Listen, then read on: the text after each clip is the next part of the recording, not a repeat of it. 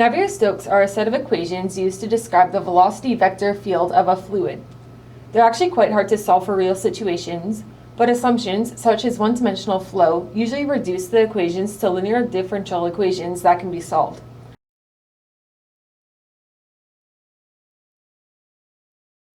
So this is the general form of the equation.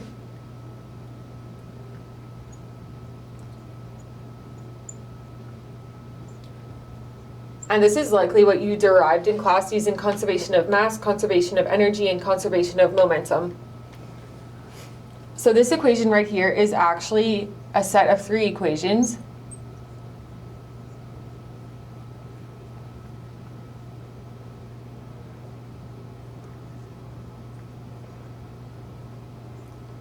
And those three equations are going to be one equation for each coordinate of your chosen coordinate system.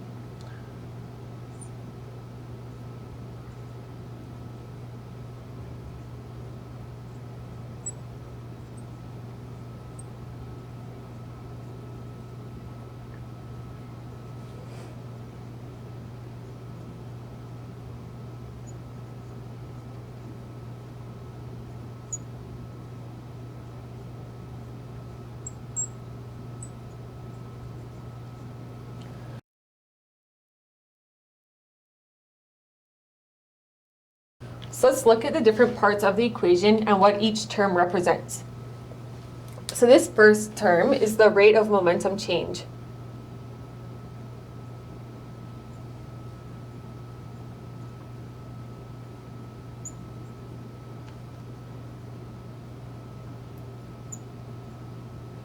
And so it represents the force that is acting on each fluid particle.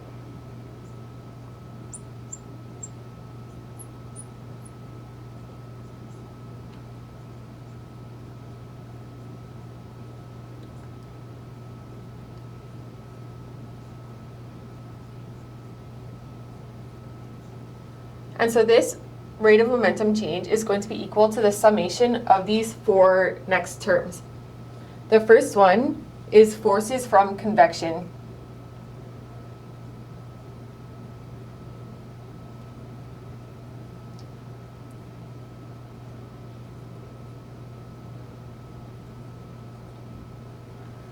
So those are forces from speed and direction of fluid flow.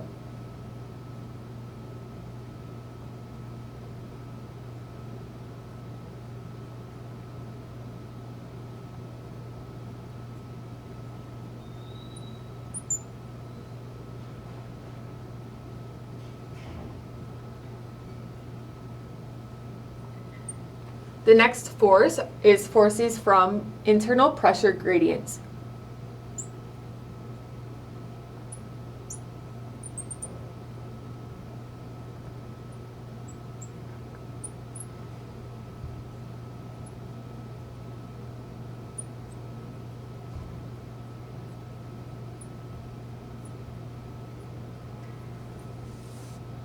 The next is forces from internal stresses.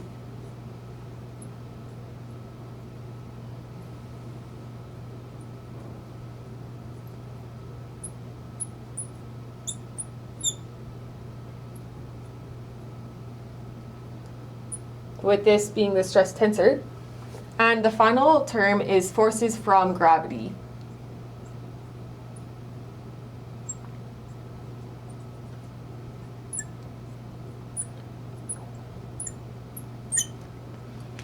So the force acting on each particle is a summation of these four forces that can be acting on the particles. So to solve problems, if you try and actually just apply this, you're going to be running into quite a few problems and you're going to have a very, very, very hard time. So to solve the problems, you're going to be using the three equations in conjunction with the continuity equation, and the following steps should be followed. The first step will be determining your coordinate system, so you know which of the three equations, or the three sets, which set of equations you're going to be using. So to determine the coordinate system, you should be asking yourself questions such as, what is the direction of fluid motion?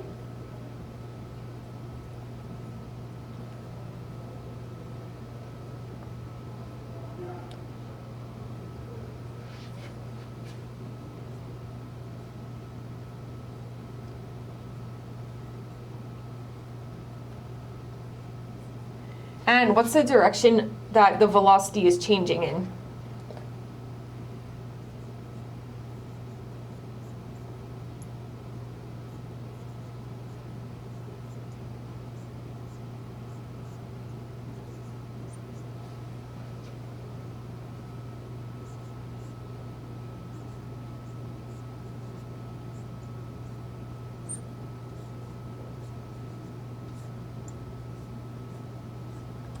The second step will be determining the deriving force for the velocity. So is the velocity of the fluid being caused by pressures that are acting on it? Is it from shear or viscous effects?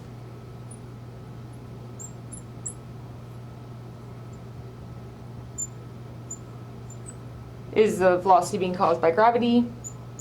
Or is there something else acting?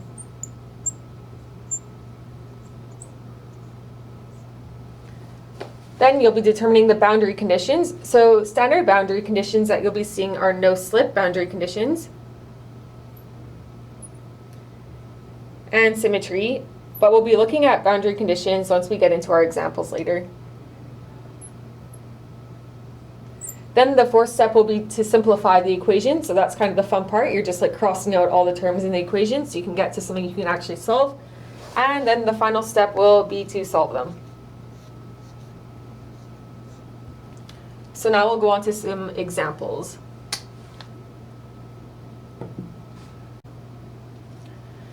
So in this question, we're given that a viscous, incompressible fluid flows upward between two parallel plates. There is an applied pressure gradient, which is used to overcome gravity. We're told to assume that x equals 0 is the center of the two plates, and we're asked to solve for the velocity profile between the plates. So right away, let's make some assumptions that we know we'll be able to solve this problem. First, we're going to be assuming that the fluid is incompressible, like we were told in the statement.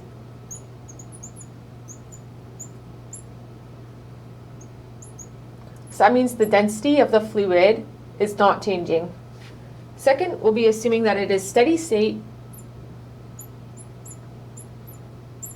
So the velocity is not going to be increasing or decreasing throughout the problem or with time. Third, we'll assume that it is Newtonian, which is going to be helping once we go to determine our stress tensor later on. And the final assumption will be that it is fully developed, so the velocity throughout the entire extent of the parallel plate system is going to be the same profile.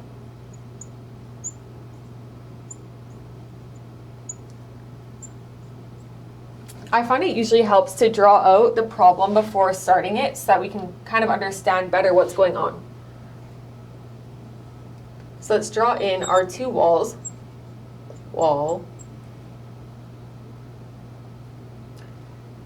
And we know that when a fluid is flowing in a pipe or between walls, it usually takes on this kind of a profile. Sorry, that should be. It takes on a profile like this. So the fluid velocity by the walls is slower than the fluid velocity at the center line. So this is x equals 0.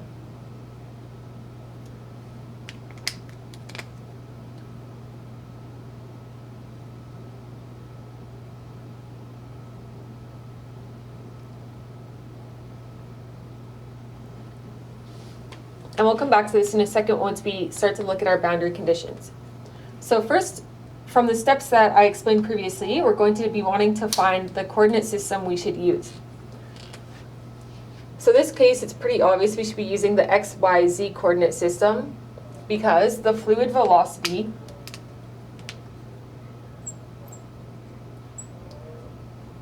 is in the y direction as it flows up between the plates, so velocity. And then the change of velocity is happening in the x direction here because you can see that as you get closer to the wall, the velocity is slower than when you're at the center line when the velocity is highest. So velocity gradient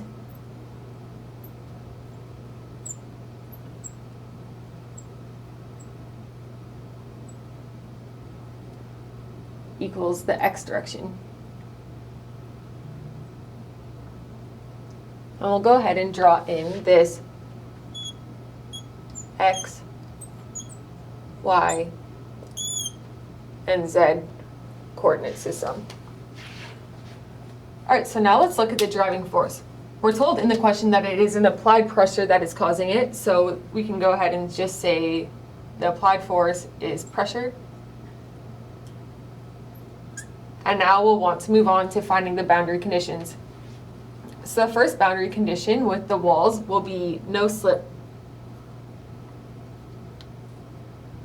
So what the no slip boundary condition is that it means there is a thin layer of the fluid that is sitting on the wall and has a velocity of 0. So it is just a stagnant film just sitting there, not moving with the rest of the fluid.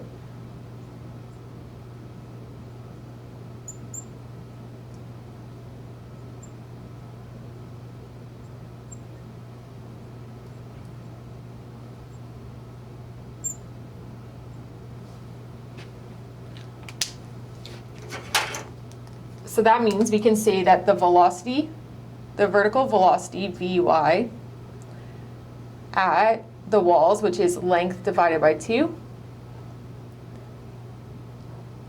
is 0.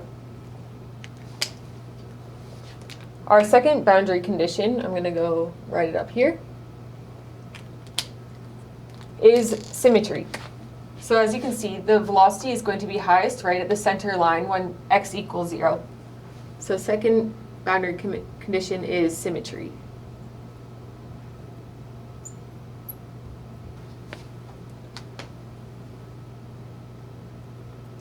And since it is just this curved shape, we can say that the vertical velocity Vy with changing it x when x equals 0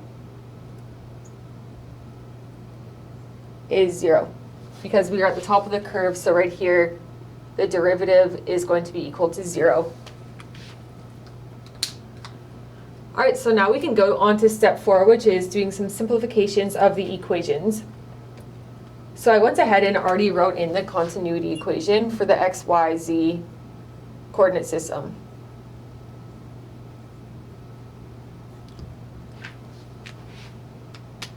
And now with our assumptions, we can cross off some of the terms. So the first one that we'll be removing is this part right here. Change in density with change in time. Well, we know it's steady state and also the density is not changing, so that is very obviously 0. Next, we know that the velocity is fully developed.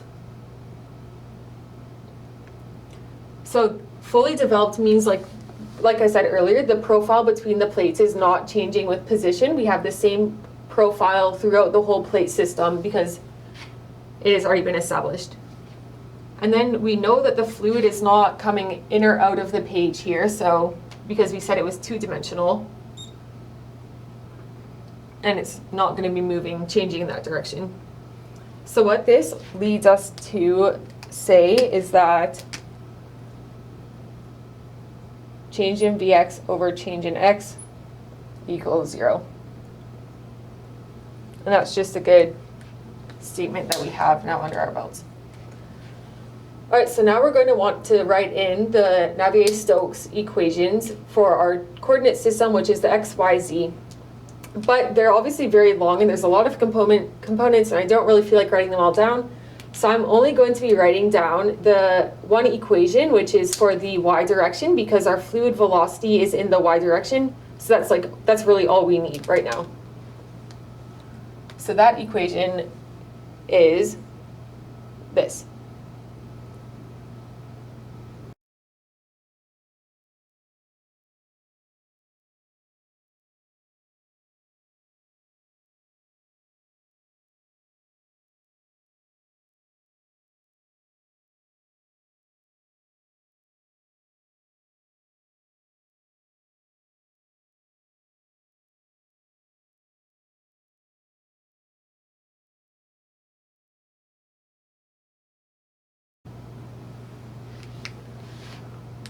And now you'll notice this equation this part of the equation right here isn't exactly as you will see it on your formula sheet. And this is a substitution that we were able to make because we said that the fluid was Newtonian.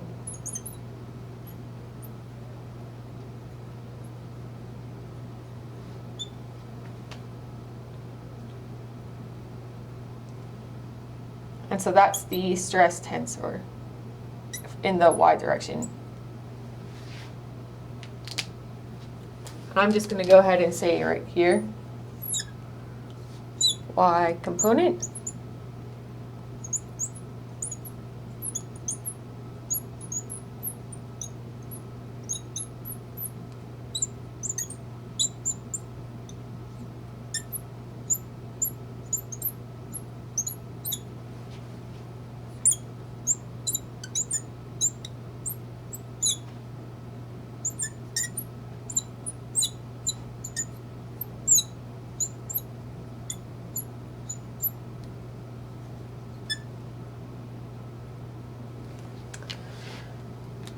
All right, and now back to crossing stuff off.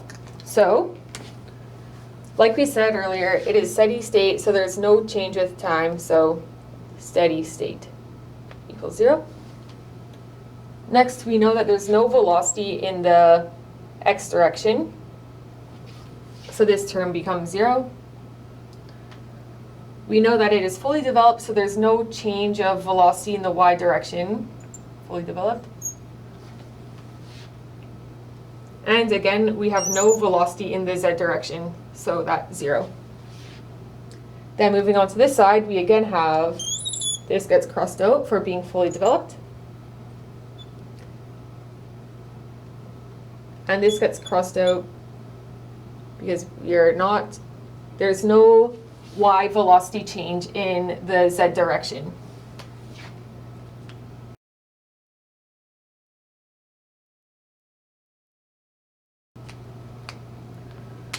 So writing this down, we get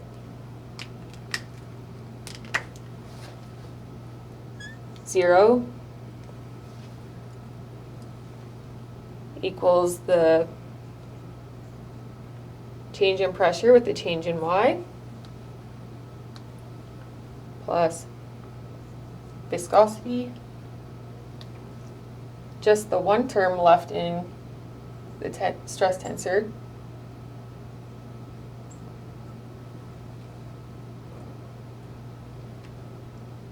minus density times gravity. So let's rearrange this equation a bit so we can solve for our velocity profile, which you'll see is right here and is what the question asked for. So this becomes viscosity times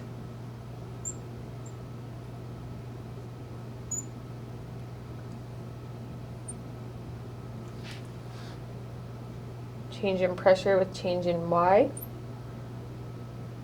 plus rho g. And now if you look at this, you'll note that actually this is our viscosity is going to be constant, and we are told that there is a constant pressure gradient, so this right here is going to be a constant.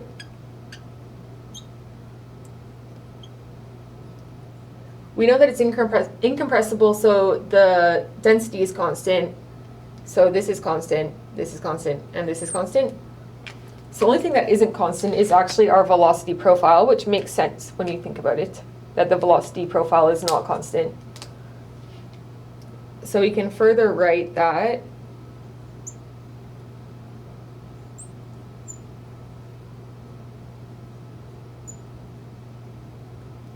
equals 1 over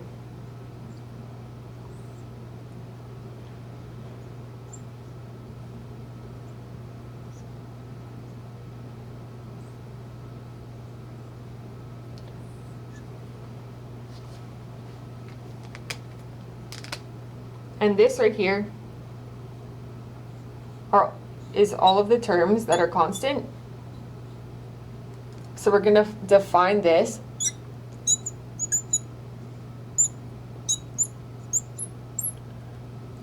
as variable k, or not variable, just constant k. So now our equation becomes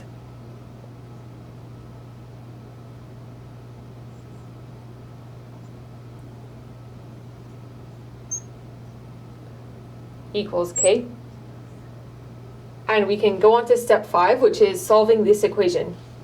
So integrating,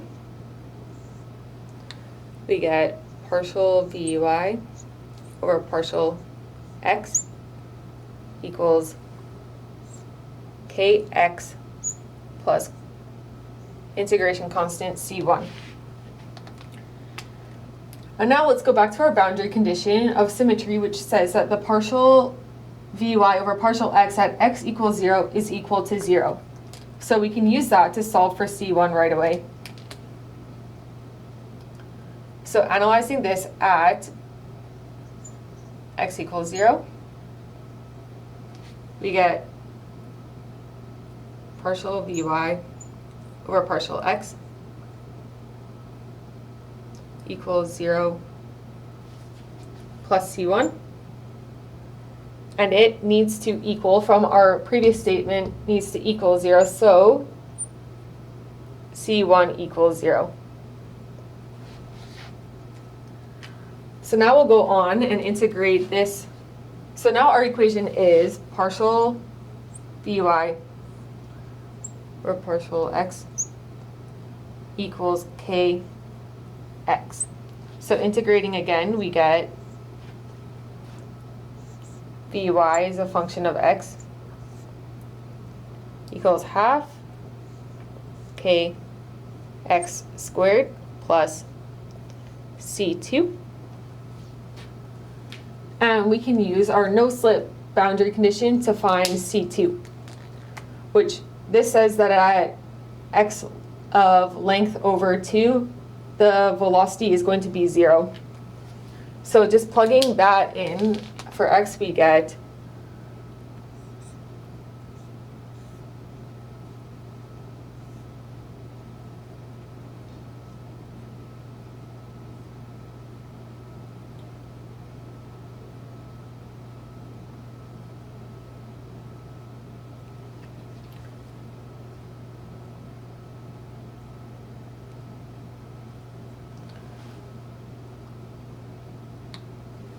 this provides c2 is equal to negative half k length over 2 squared. And so I'm just going to erase maybe this so that I can write in the final answer, which is the velocity profile.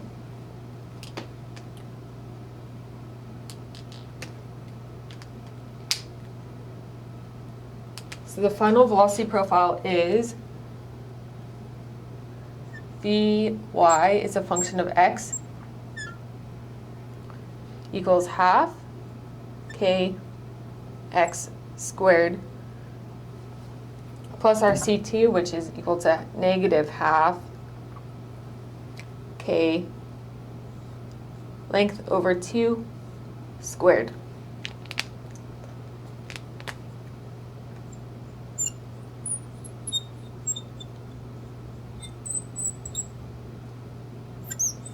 So that's the velocity profile where k is equal to this constant of this group right here.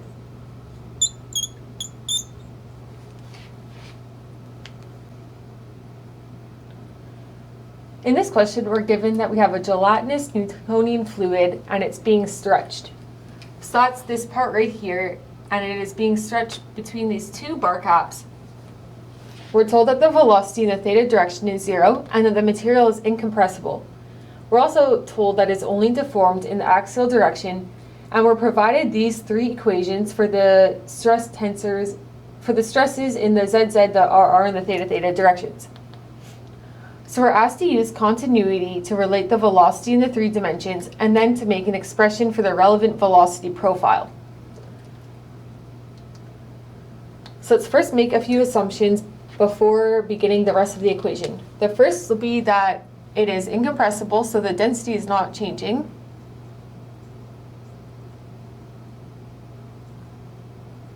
and that is Newtonian. And those are both just provided to us in the question statement. So the first step in solving these equations is always to choose our coordinate system. And I've already gone ahead and written out the continuity equation in the cylindrical coordinates because we're given that the stresses are in the ZZ, are in the theta, theta direction. So I thought it was pretty obvious that the coordinate system will be cylindrical. So let's look at the equation and cross out a few terms right away. Since it is incompressible, the density is not going to be changing, so we can cross that out.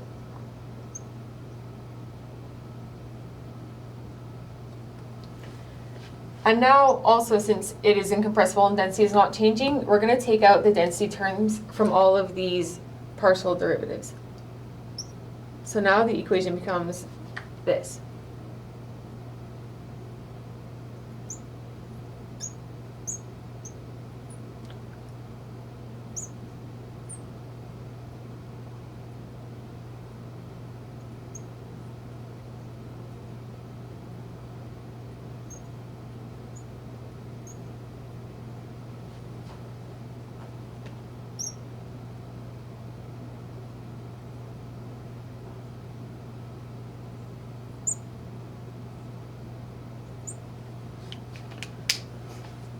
Also, you see we have density in all of the terms, so we can just go ahead and cross that out.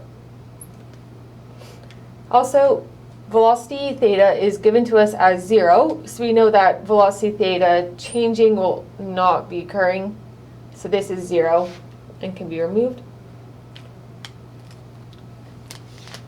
So just simplifying this a bit further, we now get that 1 over r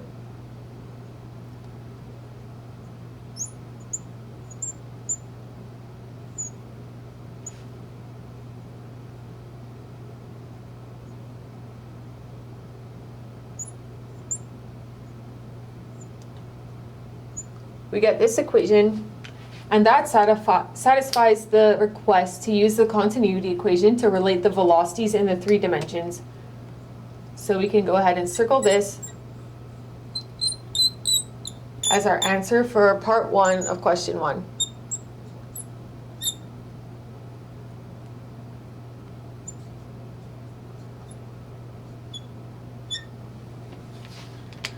So now we're asked to make an expression for the relevant velocity profile.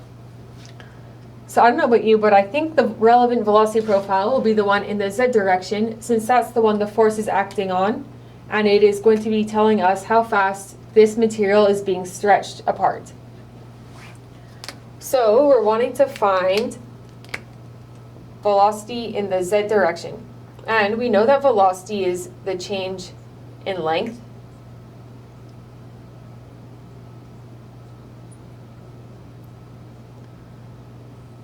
Over change in time.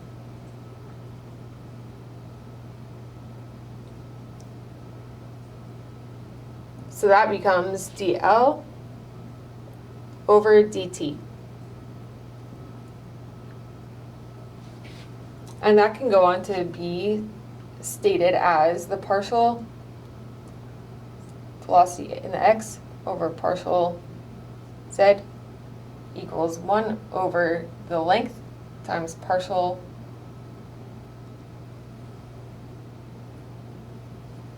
length over partial time. And so that's all that we need to do for part A. And so we can move on to part B, which is where we are going to find an expression for the force Z required to pull the bars apart. So that force Z is right here, the force Z that is acting to pull them apart. And force is equal to stress times the area that the stress is applied to.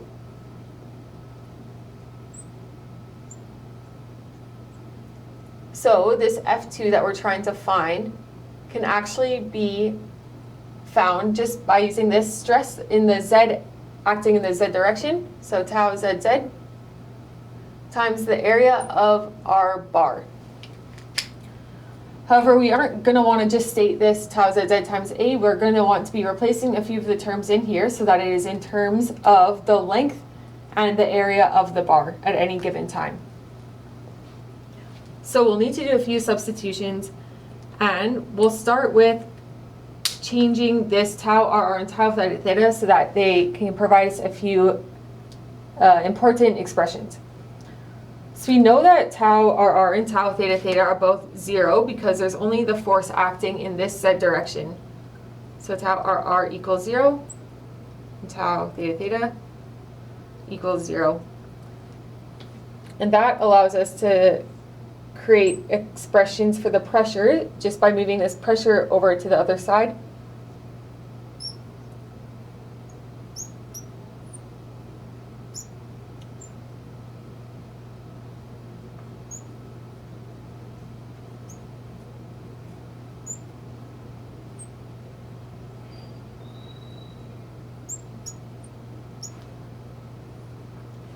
And now equating these two pressure terms, we get this following expression.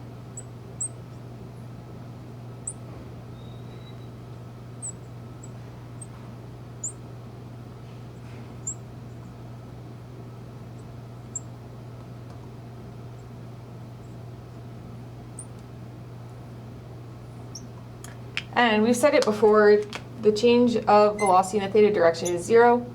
We can cross off these two like terms, and we arrive at this expression, which is that partial velocity in the radial direction over partial radial is equal to simply the velocity in the radial over the radius.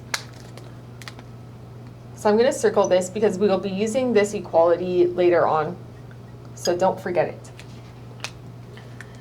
And now let's look at this tau zz and see what we can change in the term to make it in terms of the length and the area. So tau zz. First of all, I don't like this pressure term, so I'm going to be substituting the pressure for this pressure that we found from the radial direction of stress. So that becomes negative 2 viscosity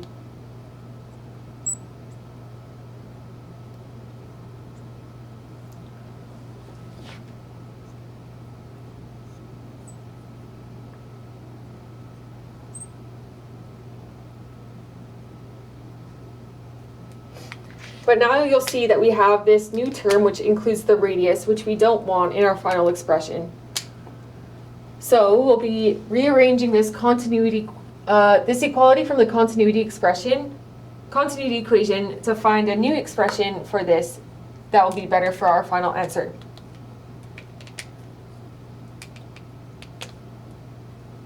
So I'll just recopy that part down.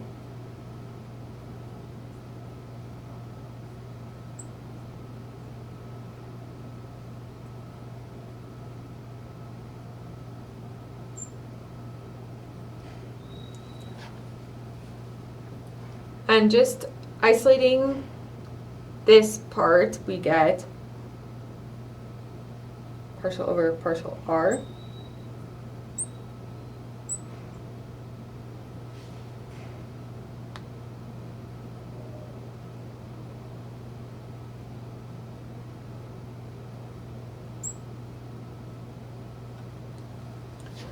and now this part we also, from just using the chain rule, we can get this partial derivative being equal to r partial VR over partial r plus VR. So now if we equate this part with this part, we see that negative r partial VZ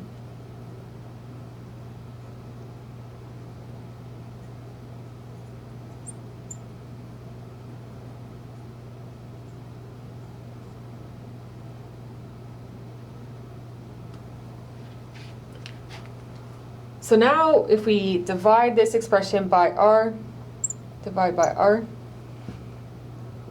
get negative partial bz or partial z equals partial vr or partial r plus vr over r.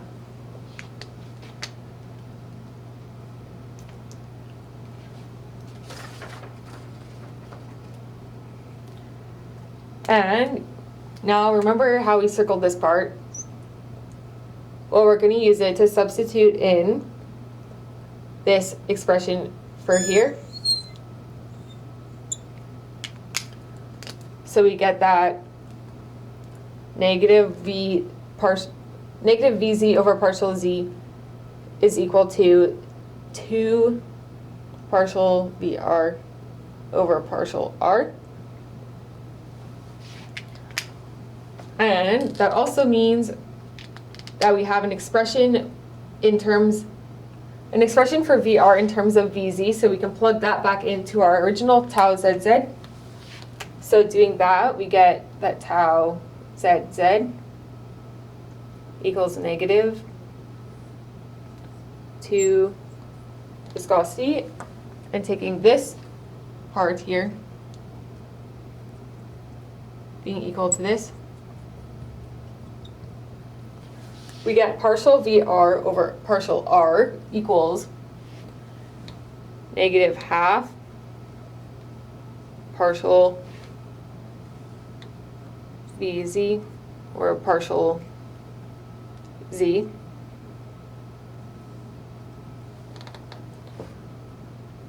and then the rest of this is still the same.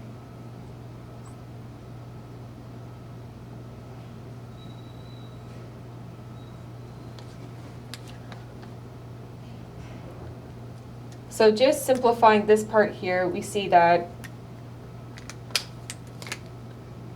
our half cancels our 2, our negative cancels our negative.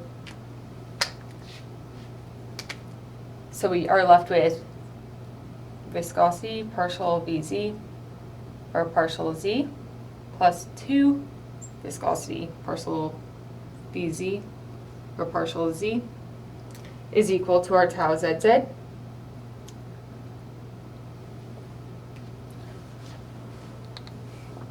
So we have that tau ZZ equals 3 viscosity partial VZ over partial Z. And from part A, let's not forget that we found this expression for partial VZ over partial Z. So we're now going to plug that in down here and get that tau ZZ